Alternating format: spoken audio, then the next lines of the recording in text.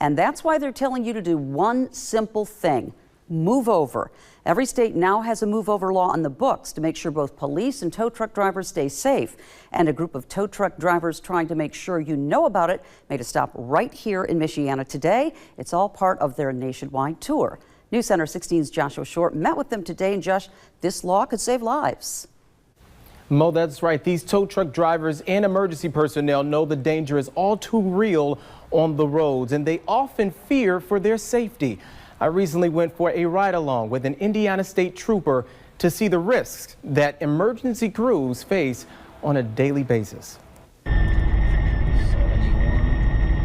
Master Trooper Brian Hoffman of the Indiana State Police has patrolled these Indiana roadways for nearly 2 decades. See what we can see. We may even go on Old 31 and see what we get. On a recent ride-along, he stopped a vehicle for speeding and noticed approaching danger. That van can move over easily right now.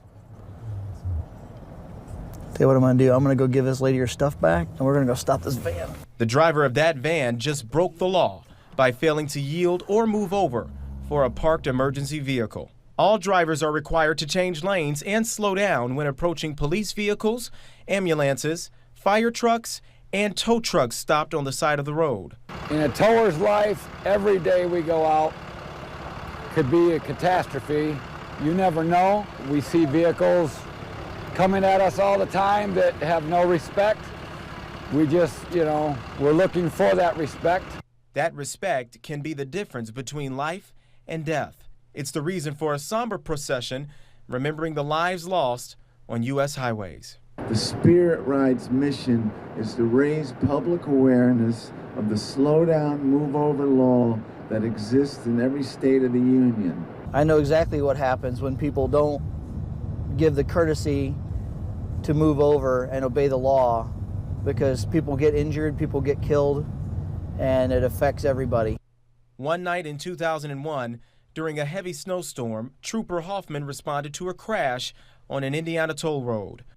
He re-entered his squad car when moments later, it was hit by a semi-truck. I lost consciousness shortly after advising the district that I had been struck and was injured. It could have been prevented very easily by that driver just doing what he should have done and moved over, especially in a snowstorm.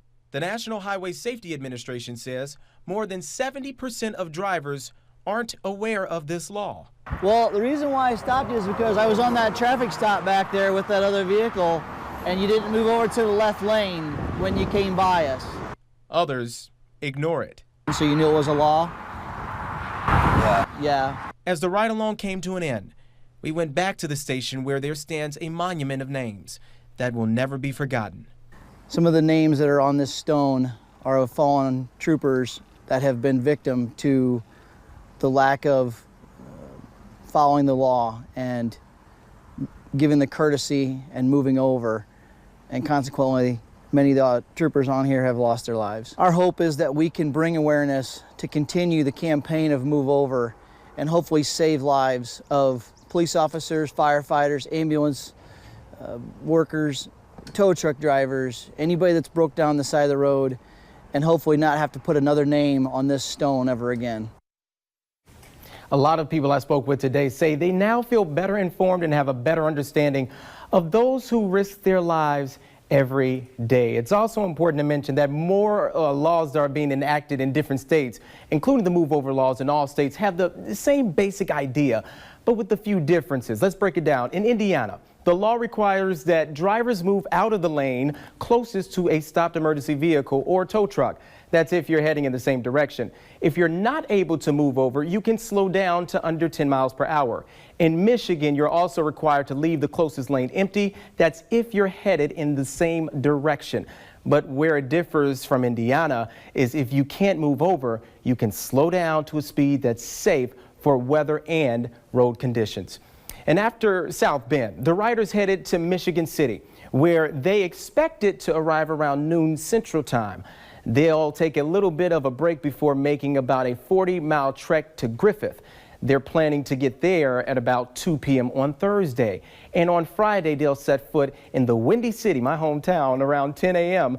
For a full list of stops, head to our WNDU app and just tap on this story. We also have a link there to our interactive map. It's a very convoluted story, of course, but it's an easier way for travelers to know how to stay safe and keep others safe. Yeah, and I understand that the trooper shared with you a sad story of his harrowing experience. Yeah, very, very sad, but he had the strength to do so. And also it's important to note that he only had, a concussion and a couple of bruises from it. But he says that his friends are not as lucky, and he's lucky to be alive. And he's sharing that story so that people know, drivers like me and you know, that there are ways to stay safe on these roads. And we have to remember that.